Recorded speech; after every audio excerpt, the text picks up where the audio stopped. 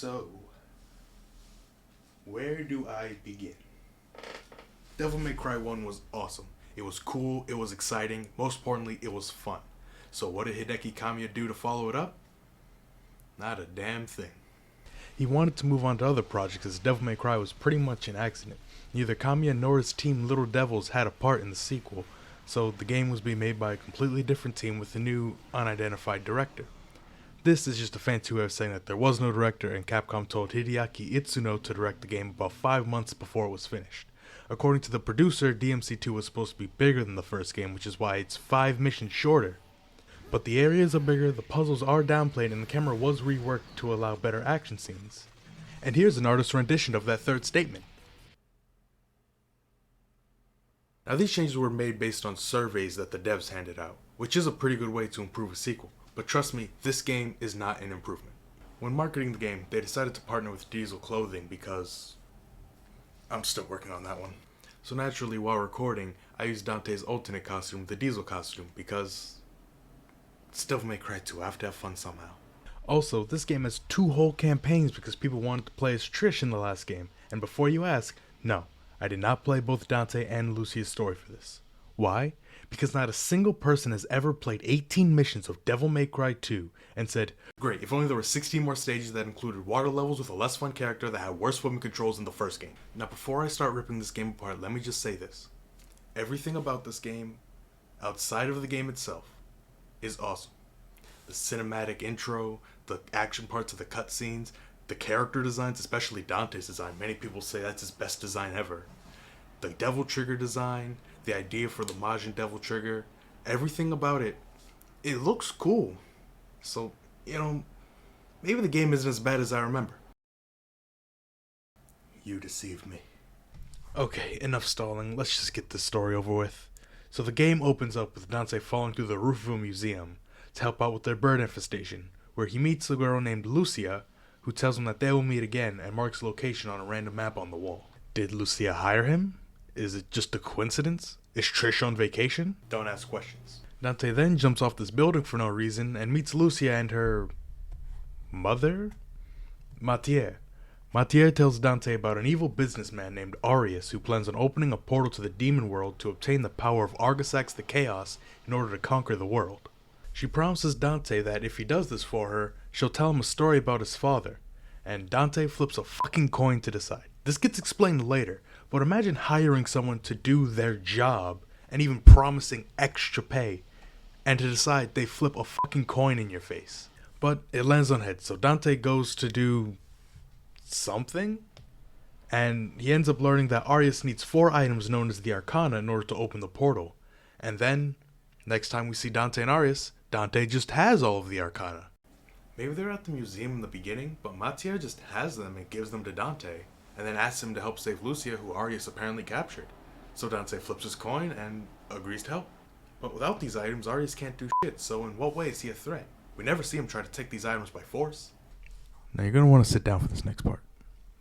Once Dante faces Arius, he just gives him all of the Arcana, and Arius, being the smartest character in this game, takes them and blows up the building. So Dante and Lucia escape through a window, and now they need to stop Arius before the portal to the demon world fully opens. What was the game plan here, Dante? You could have fought Arius for the Arcana. You didn't have to just give them to him, let him escape, and then save Lucia. You could have just killed him and then saved Lucia, and you wouldn't have put the entire world at risk. After 20 minutes of running in circles, giving up, and googling where to go, you open the portal to Arius' building and are faced with Phantom? They just threw Phantom into this game? He doesn't even say anything. Why bring back a boss from the last game who died, mind you, and had banter with Dante, not have him say anything to him? Dante killed him, and neither of them mentioned that.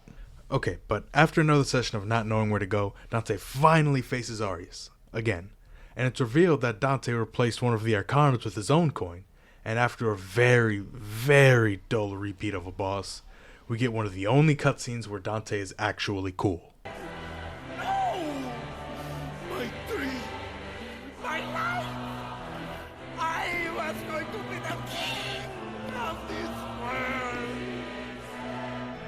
King? Yeah. Here's your crown.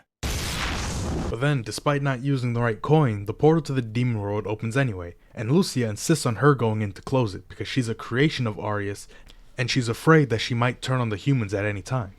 Dante, who has less emotion in his face than the T-800, says he'll go instead because apparently Sparta did something very similar that we've never heard about until now. Side note, not only are we just now learning that Sparta fought Argisax, but we also didn't even hear Argisax's name till we fought Arius for the first time, and that's 2/3 into the game. Dante then goes into the portal to fight Argisax, who's hiding behind this blob of all the bosses we've fought in this game already, but they're much weaker and only have like 3 attacks. And Griffin's here too?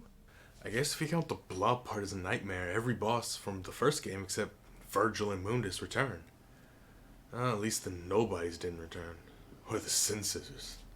So after that unholy blob of bosses is dealt with, Argisax the Chaos shows up in their physical form. And this boss fight, it's actually pretty cool. It's easy as shit, but you actually kinda have to try, so it gets a pass. Then, in Dante's second cool act of the day, he sneaks up on Argisax and kills him. Then, he rides off into the demon world, maybe to never return. We then see Lucia in Dante's shop flipping his coin where we see that both sides are hit, so the whole game, Dante was just fucking with everyone, and was always planning on helping. It kind of makes sense for him sort of being that kind of asshole character, but was it really necessary? It didn't really add anything. If they wanted to make Dante that kind of character like he was in the last game, then they should have just written him like that, instead of giving him some pointless object that serves no purpose other than that one trick with Arius, but that could have been anything. We then hear a motorcycle outside of the shop and Lucia rushes out. We're led to assume Dante's back, but it could just be Trish. She also works with Dante and would have reason to visit his shop. Now that I think about it, where was Trish? At the end of the first game, she's seen working side by side with Dante, and here, she's downgraded to a glorified costume. I know you might be thinking I left large chunks out, but that's all we really get. The first half of the game is just we're told we need to stop Arius, so then we go and stop him. And there's a subplot where Lucia was a devil created by Arius, which is a little interesting, but it's really nothing more than just an excuse to have Dante say devils never cry again. But now, what if I told you that despite introducing things that would become key elements of Devil May Cry's main combat, the gameplay is still terrible? So instead of pauses between hits to do combos, it's now based on input on the right analog stick. So when not holding R1 or the right stick, do up to 3 normal hits before pressing the analog stick in any direction. If you're holding R1 to lock on, then you'll do something like Stinger or High Time instead of the normal combo. Now I know what you're thinking. AJ, but if I'm not locked on, then how will I actually hit the enemies? You are thinking that, right? Well, now let me introduce you to the worst feature of this game's excuse for combat.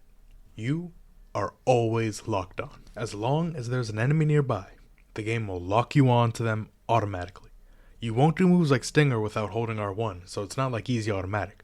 But as far as I know, there's no reliable way to change lock on to a closer enemy without cycling through lock on switches, if you could even switch who you're locked on to in the first place. So fighting with your sword is not fun and utterly horrendous, which is why instead of any melee variety, you just get 3 flavors of sword. There's the Rebellion, which has normal damage with normal range. There's a big sword that I don't remember the name of with less range and higher damage. And there's a long sword that I also don't remember the name of with more range and less damage. But don't worry, you won't even be using these swords much because you start with one of the best weapons in this game, Ebony and Ivory. That's right, what was once just an easy way to farm Devil Trigger is now the best weapon in the game. You can just hold square and the enemies will juggle themselves. And when you do it in Devil Trigger, the damage and fire rate skyrockets so you can just drain anything you aim at. Thankfully, they did add the ability to quick swap between your guns, so there are cool things that are introduced through the guns. When you double jump, if you start shooting your pistols while Dante is upside down, he'll shoot straight down at the floor. If you're shooting one enemy and there's one behind you, you can pause and shoot in another direction for one shot. And this also works with the shotgun. When using the shotgun, if you shoot it after sword hits, you can get a fancy animation. Dodging is now mapped to circle, which is annoying, but if you dodge near a wall, you can run up or across it. If you hold R1 in the air and attack instead of just slamming down, Dante will kick the enemy in the air before slamming it down. There's some seriously cool stuff in this game. It just sucks that none of it is actually fun or useful. Also new to this game is the amulet. Throughout the game you get pieces that you can put in each slot that change what you do in your Devil Trigger. You can choose to fly or run faster. You can do more damage or heal yourself. You can even choose between 3 elements to add to your attacks. There's even a secret devil trigger for when your health bar turns red, the Majin devil trigger. It's more powerful, and it looks cool, and it's a really cool concept, but I don't really know what it does because your health never really gets that low in this game.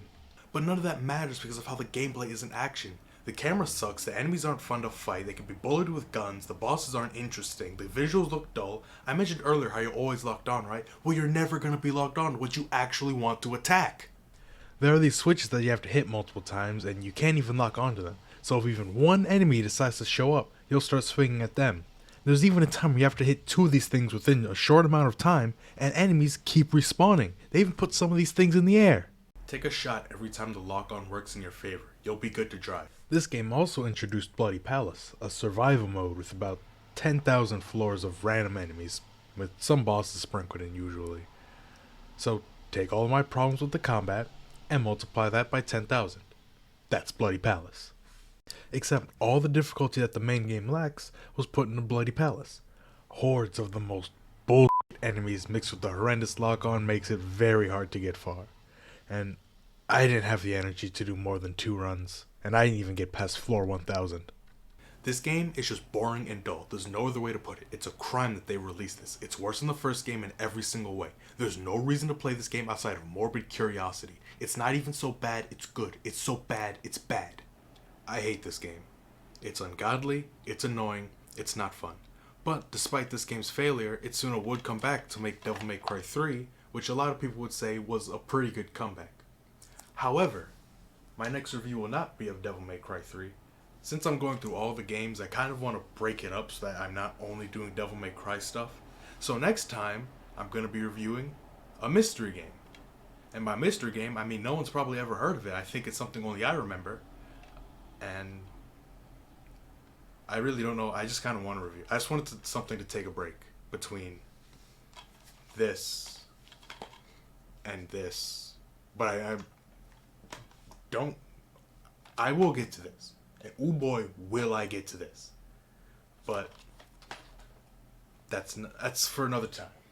Until then, I hope you have a great day, a beautiful morning, an awesome night. If